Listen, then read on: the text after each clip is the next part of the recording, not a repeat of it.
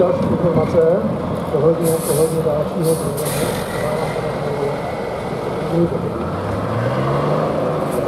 Děkuji za představení startovní listiny a mám tady vždycky obvyklý dotaz ze strany diváků, která podle vás je ta kategorie nejzajímavější. Já vždycky odpovídám, záleží na našich prioritách, záleží na tom, co se vám líbí. Každá kategorie soutěžních vozidel má něco do sebe. Ono samozřejmě v průběhu času a v průběhu těch velkého počtu sezón se tady ty priority a tyto atraktivní atributy skupin změní, ale vždycky platilo to, že soutěžní kategorie S1 byla kategorie vozidel, která byla nejmenší, nejkratší, nejtužší, a to znamená, že statisticky velmi často se nevracela. Nebyl problém vidět v rámci třeba jednoho soutěžního dne kdekoliv v různých lokalitách ležet tu stejnou patru 805, třeba 3x, 4x na boku. Dneska už to neplatí, protože třeba tady máme v kategorii S1 pouze jediné vozidlo Mercedes, a právě tyto Mercedesy se až tak příliš často nepřevrací. S2, to je kategorie vozidel, nebo jako řečeno posádek, které rádi mezi sebou soutěží, které sdílení snaží se pozbírat co největší počet vlastních bodů. Čili tam se jde na krok, tam se závodí soutěží, tam se jede na vyzníl a každá z těchto posádek kategorii S2 chce být nejlepší a nejméně nazývaných trestných bodů na svém kontě nazbíráno co nejvíce evropských titulů, jako je několikrát opakovaný titul nebo mistr Evropy. To svědčí o tom, jak Bohuše Čápa Traktorial baví nejen ten český, ale také evropský. Svědčí to také o tom, že má kolem sebe tým nadšených fanoušků, fanky Bohuše Čápa. Já je chci pozdravit, chci poděkovat, že opět svého a chci také říct všechno zlé je pryč.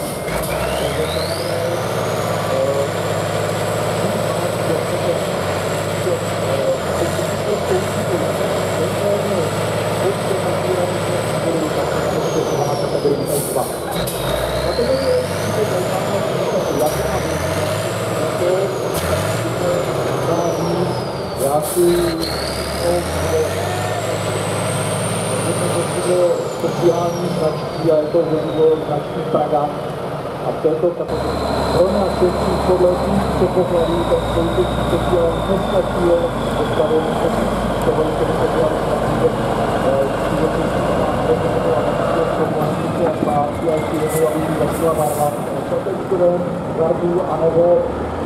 ve slápečkovém gardu, to znamená rozdíl mezi slápečkama a výsledkama, jaký se handluje nadávající součítačky, je v tom, že slápečková verze má jednu řešitelnou nápravu vepředu, dvě nápravy vzadu.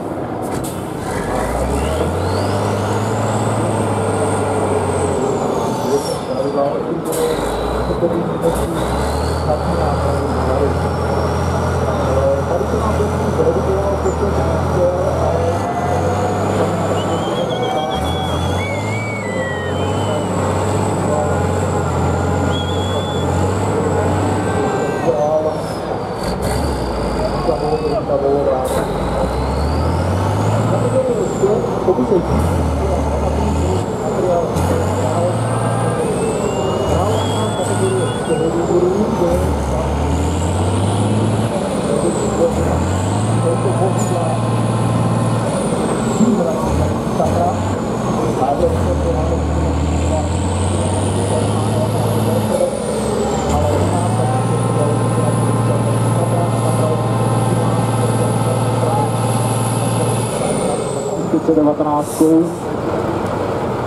a já kdybych byl sázkařem do Fortuně, tak bych to dal 50/50.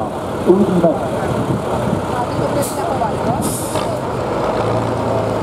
Patra 813, která ročení potrvalo 210 koní zhruba.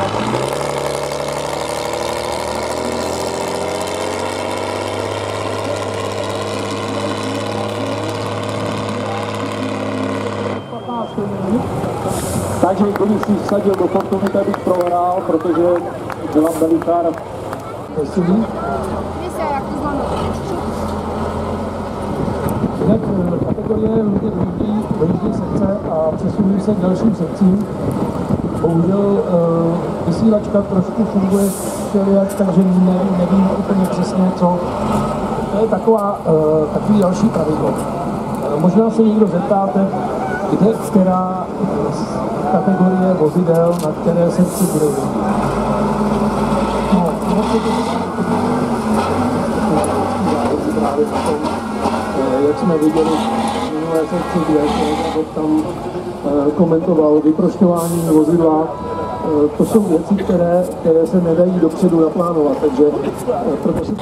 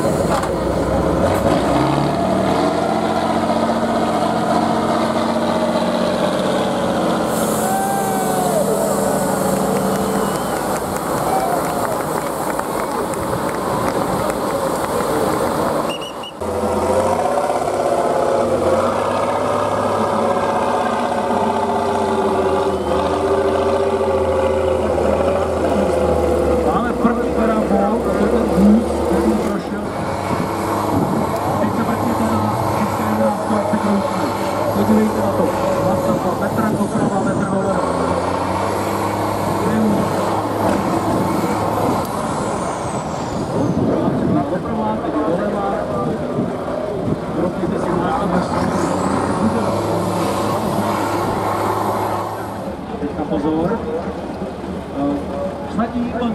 Vsadí boty, že ta Leicester se tady nepřevrátí, ale dívejte, co ten minus dokáže.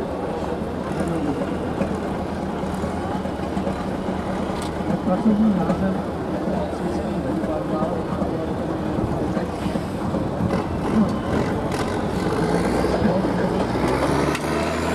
Neuze, tady se nevývlečou.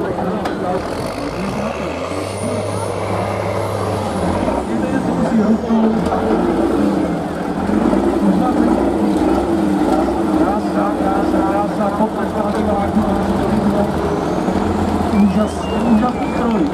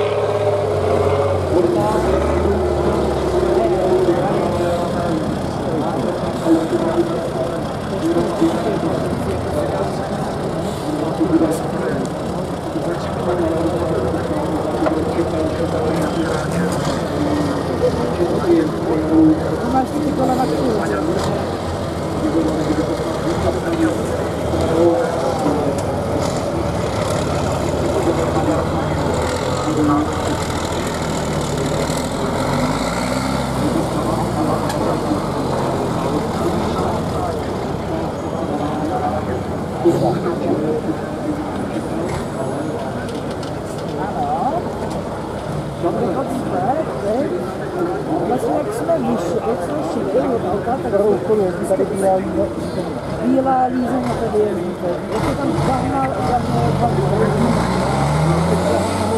bílá nahoru. Bílá lízeň.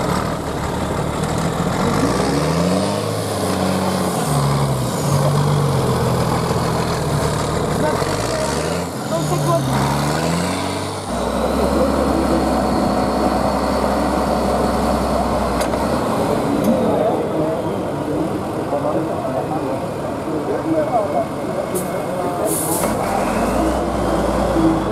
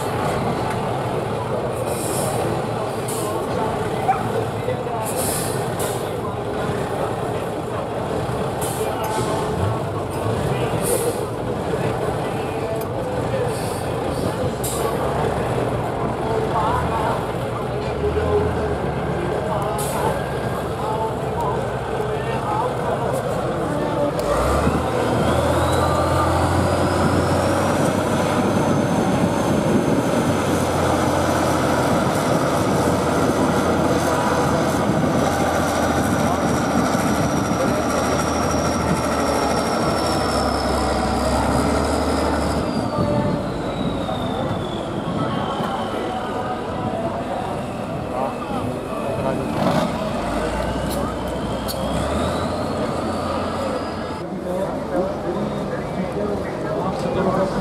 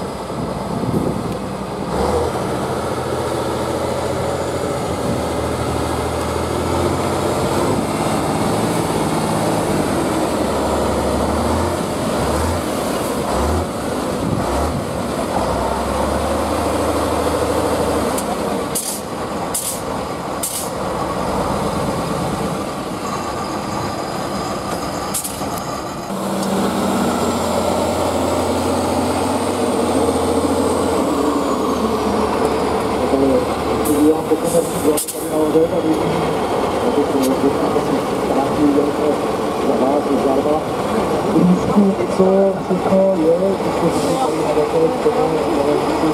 Takže je to především velký stan Ivala Rožitové.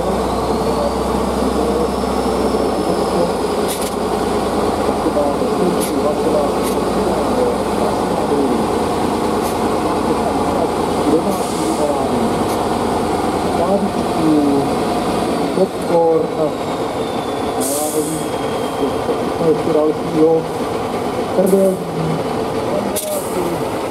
takže jestli někdo z vás se cítí být těmi kůzkávem nebo znalen, tak například tady to mají zónu na vody, nevím to.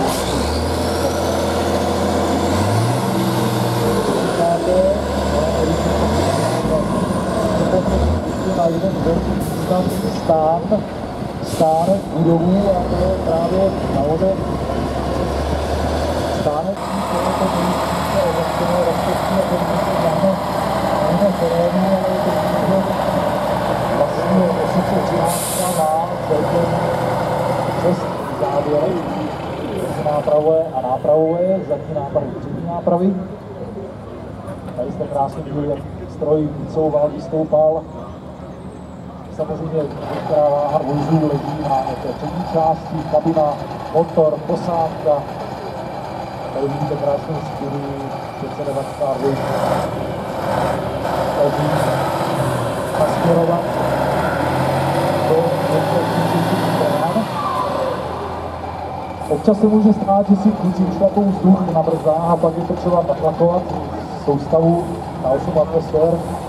Tady to nebyl ten příklad, ale občas se nám to stává, takže uvidíte stroj stát služební sekci a uvidíte, že vlastně motor běží do vysokého táčka a je to spolu výboru, aby došlo k natlakování vzduchové soustavy tohoto soutěžního vozu.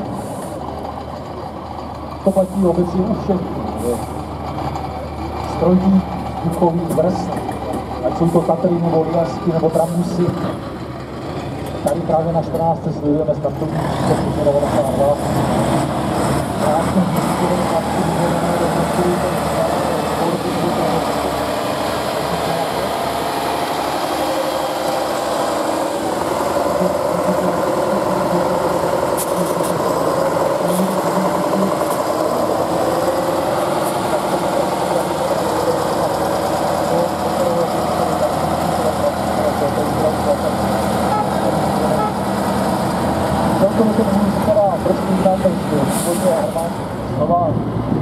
poslouchejte ten motor a sledujte tu lehkost, jakou ta Tatra proplouvá na zemí. Motor, to je na uchopíte, to je jeden z nejlepších motorů takový konec.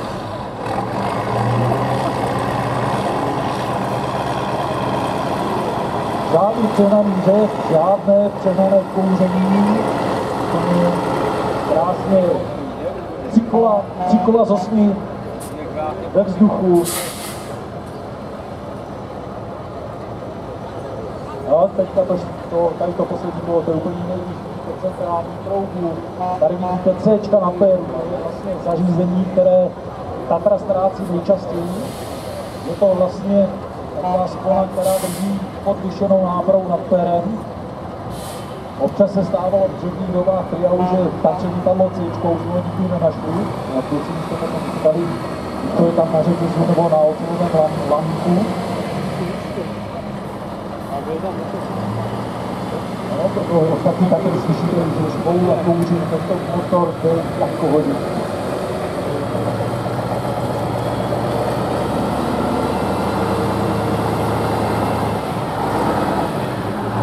Když je na motor motorem, aby se to všechno správně, tak je potřeba mít správně nastavené vyškovací čerpadlo.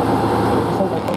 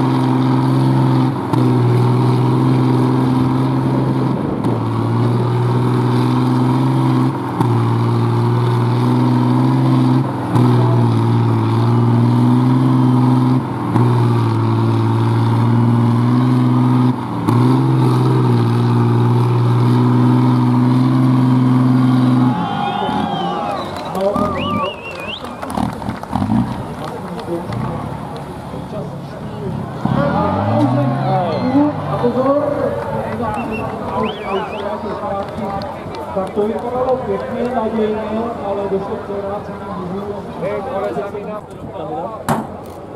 Co? Tam jsou dole dveře.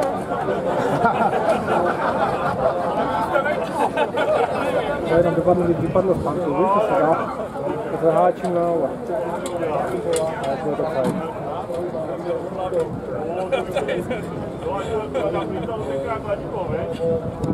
Já se vám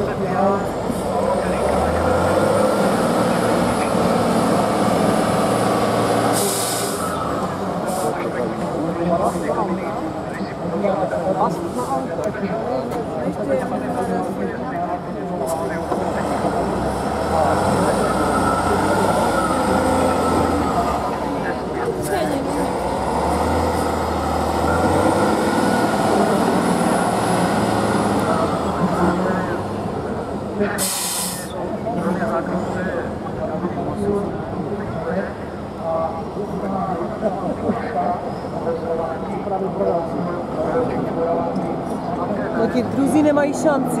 On to tam rozvrtá.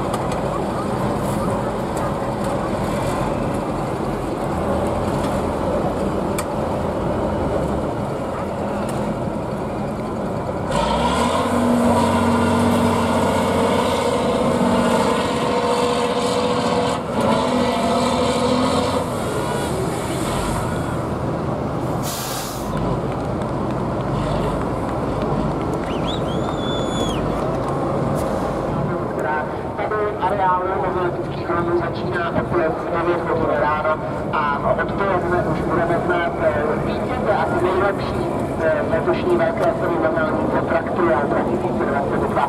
Děkujeme všem partnerům, nevím, Tomilá Rotové a taky Olomoucký kraj, velká semifinální zvláštní cerového hejtmana Josefa Suchánka. Tak završáme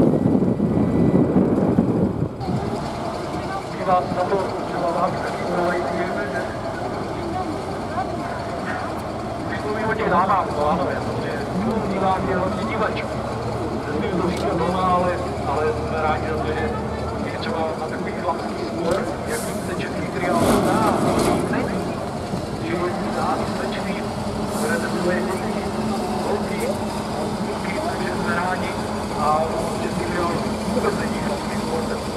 Potom se bude rád a jsme druhé roky paní ředitelů, jak tím zbytku, které je taky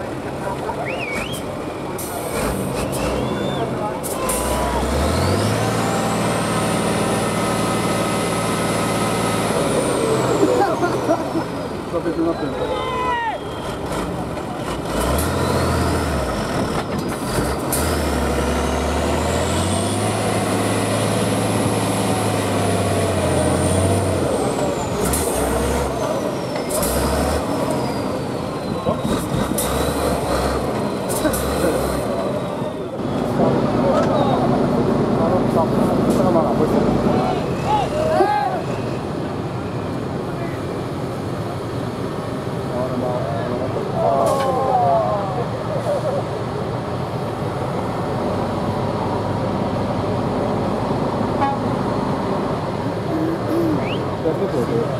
Jak se tam chce?